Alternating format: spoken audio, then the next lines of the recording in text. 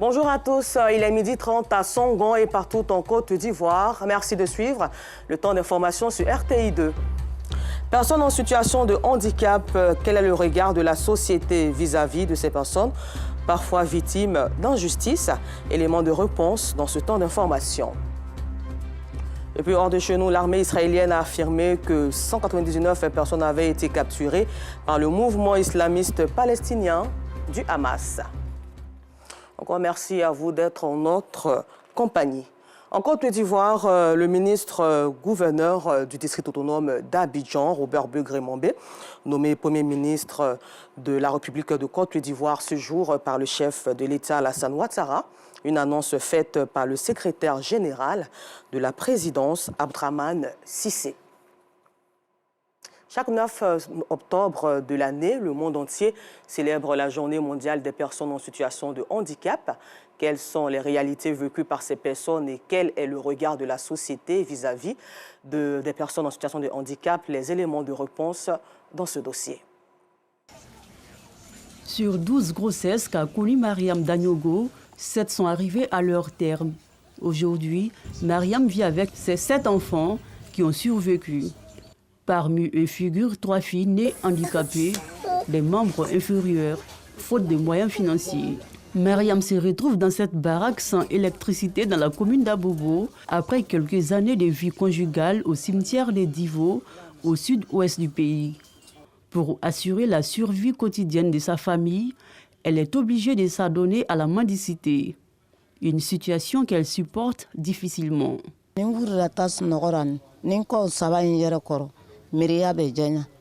À chaque fois que je regarde les enfants, j'ai du mal à retenir mes larmes. Nous mendions à Diamé tous les jours parce qu'il n'y a pas de soutien. Les autres enfants vivent avec mon conjoint au cimetière de Divo à cause de la pauvreté. C'est une bonne volonté qui m'a offert cette baraque. Karidiatou, fille cadette de Mariam, vit avec ses jumeaux et sa mère. Malgré son état de handicap, Karidiatou ne compte pas baisser les bras. Elle garde encore l'espoir de réaliser ses rêves. Tous les jours, on s'en mendier, mais à cause de la pluie, on n'est pas sorti. On n'est pas quoi préparer à manger. Si vous pouvez nous aider, ça me plaît aussi.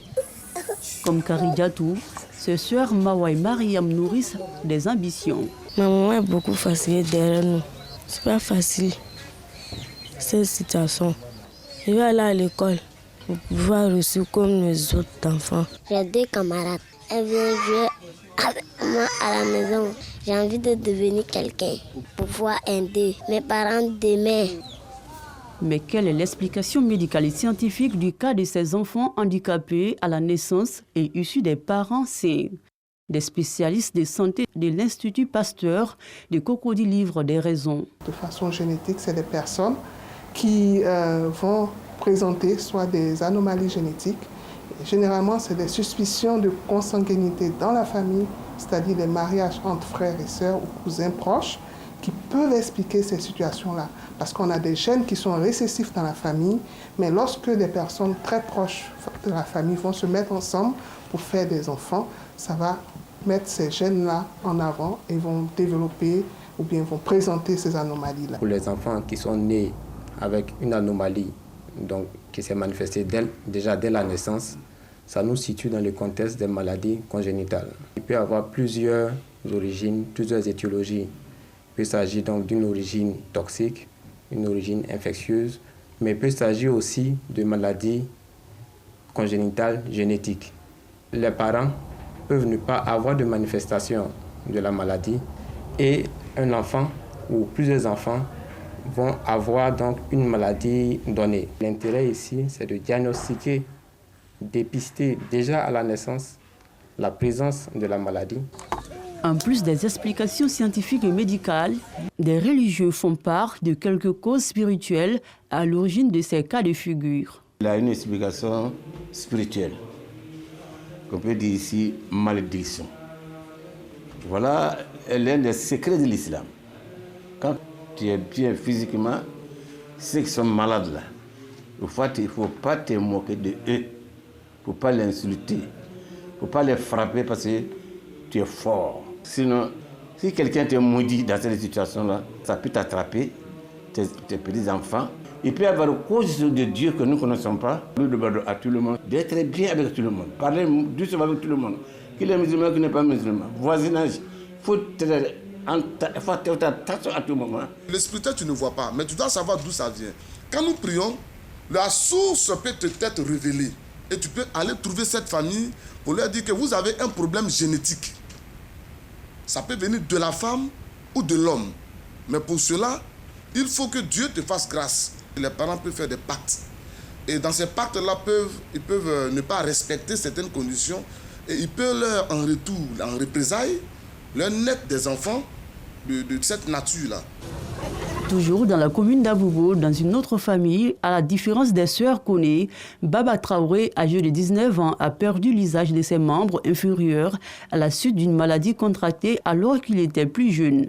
Issu des parents disposant de revenus modestes, il aspire à entreprendre une activité génératrice de revenus. Je veux qu'on puisse m'aider pour que j'aie le magasin pour pouvoir réparer le téléphone. Et l'année là, elle fait 4 fois. Elle a marché, mais dans 10 ans, elle a tombé malade là. Jusqu'à aujourd'hui, elle ne marche pas. J'ai fait beaucoup, j'ai envoyé à l'hôpital, on fait. Donc maintenant, il n'y a rien, il n'y a pas l'argent. Même si elle ne sait pas marcher trop là, mais elle m'a débrouillé elle-même, c'est bon. Nous restons dans la commune d'Abobo, cette fois au quartier Sagué derrière Rail. Issa Koulibaly, qui a perdu l'usage d'un membre inférieur du fait de la poliomyélite, n'a pas voulu s'apitoyer sur son sort. Après avoir appris à fabriquer des objets de décoration à Korogo, dans le nord du pays, il a réussi à mettre sur pied à Abobo une menuiserie moderne avec le soutien de 2 partenaires. Cette activité le met à l'abri de toute stigmatisation. Tous nos clients, c'est par WhatsApp, la majorité. Il y a des clients, tu vas faire plusieurs livraisons, ils ne te connaissent même pas. Mais le jour où il a rendez-vous avec toi, tu viens taper à la porte, on ne pense même pas que c'est toi, quoi. Donc il est surpris déjà d'abord pour voir qui a fait le meuble. Et il te pose la question, puis bon, ça me donne plus de chance parce que souvent, ces gens-là m'encouragent plus, quoi. Rien n'est facile au fait. Pour les autres, si c'est dur, pour nous, c'est double. Ouais, dans notre situation, il faut fournir plus d'efforts pour pouvoir avoir, mais le mérite, c'est le respect au bout, quoi, qui nous amène peut-être à se lever chaque matin pour venir chercher quelque chose, pour ne pas tendre la main. Et grâce à Dieu, il y a des gens qui nous font confiance. Quel est le regard de la société sur ces personnes en situation de handicap? Quelle attitude adopter à leur égard? Ce sociologue donne des réponses. La société doit comprendre que l'homme était handicapé en sursis. Le handicap, on peut le porter dès la naissance, comme on peut acquérir ça au cours de la vie. L'imaginaire populaire doit être corrigé, doit être informé, doit être formé pour prendre en compte le handicapé dans la société. Parce qu'il est important, c'est un élément de la société. Il y a des ONG qui en font une préoccupation majeure.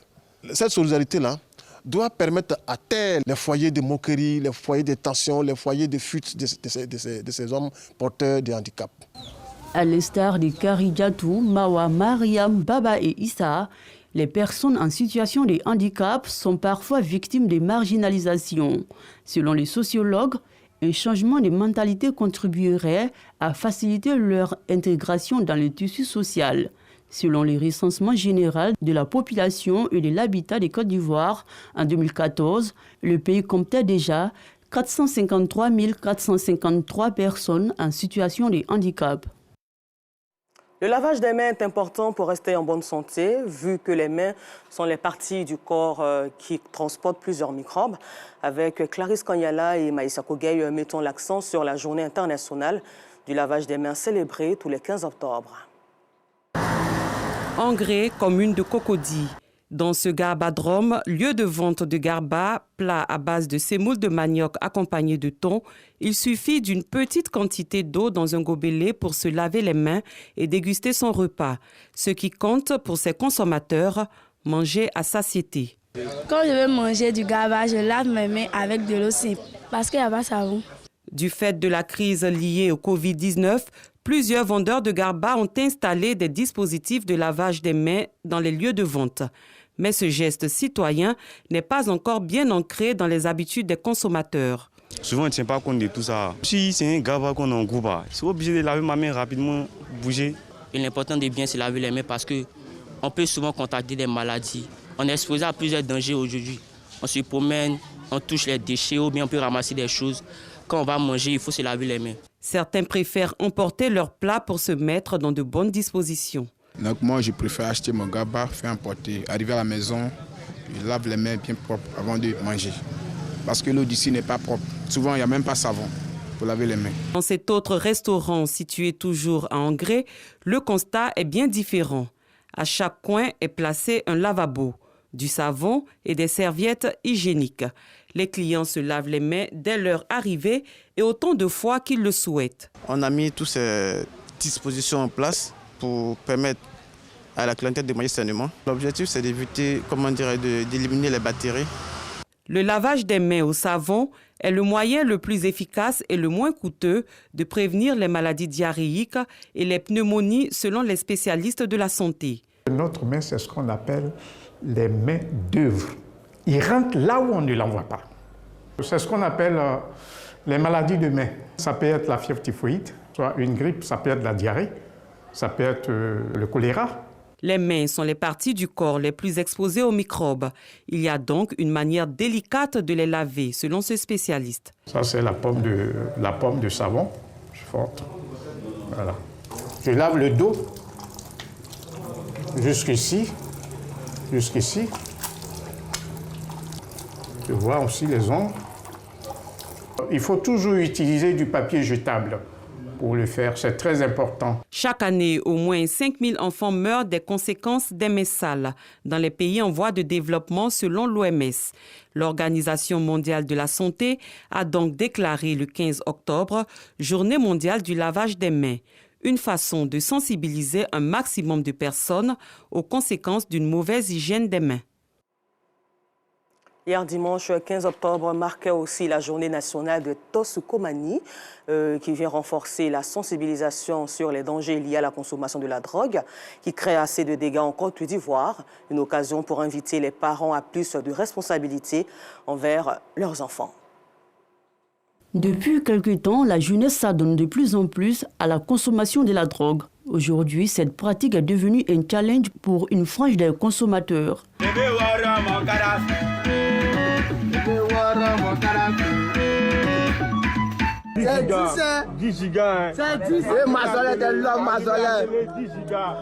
La toxicomanie constitue l'un des plus grands maux qui rongent les sociétés modernes. Selon les études, certaines personnes utilisent cette pratique pour oublier leurs soucis. Parce qu'il n'y avait pas de travail là. Ça allait quand même pour rentrer pour fumer drogue, pour faire les conneries. Soit si il y a travail, qui va laisser travailler pour fumer drogue? C'est vrai, les jeunes on prend, on voit ça, c'est vrai. Si on a travail, on va laisser voir là, partir par fort. Les personnes comme ça, ils sont dans la dépression. Ils se disent que quoi, s'ils prennent la drogue, ça va aller. Les surménages, les problèmes d'école, la famille. Peut-être que je se disent que bon, manque d'argent aussi. Il y a des personnes aussi qui prennent, tu prends, arrivé un moment, ça a gâté ta vie, tu es là, tu ne sais plus comment tu vas devenir. Il y a d'autres même qui maigrissent. Tellement ils sont dépendants de ça, là, ils ne peuvent pas s'en passer. En voulant mettre fin à leurs problèmes, les consommateurs de drogue détruisent leur vie à petit feu. Moi-même, je suis là, j'ai dit 53 ans, les gens ne croient pas.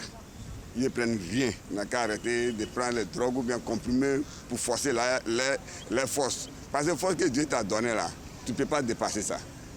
Mais aujourd'hui, si tu prends le comprimé et puis tu complètes avec, à certains âges, même si tu prends le comprimé là, tu peux rien faire. La journée nationale des toxicomanies célébrée le 15 octobre vise à renforcer la sensibilisation aux grands dangers que sont les drogues illicites pour notre société. À cette occasion, les parents sont appelés à plus de responsabilités. Un message est également adressé aux consommateurs. Je reviens aussi aux parents. Ils ont abandonné leurs responsabilités au fait par rapport aux enfants, en disant que c'est l'amour ou bien c'est le temps, machin. Les enfants ne sont pas suivis. Tout ce que moi je peux dire à la jeunesse, qu'ils n'ont qu'à mettre quelque chose dans leur tête pour dire cette vie-là, tant de consommation de la drogue et aujourd'hui un fléau même qui est venu au nom de Kadhafi, que c'est des trucs qui détruisent. Même pour consommer, tu es obligé de te cacher. Il faut te dire que c'est des trucs qui ne sont pas bons. Selon l'ONU, les jeunes sont gravement touchés par les troubles liés à la consommation des substances. En Afrique, 70% des personnes en traitement ont moins de 35 ans. Et puis nous terminons ce temps d'information hors de chez nous. L'armée israélienne a affirmé que 199 personnes ont été capturées par le Hamas lors de l'attaque sanglante du 7 octobre. Le mouvement palestinien a pour sa part déclaré que près de 2800 Gazois ont été tués par des frappes israéliennes. Merci et bonne suite au programme sur RTI2.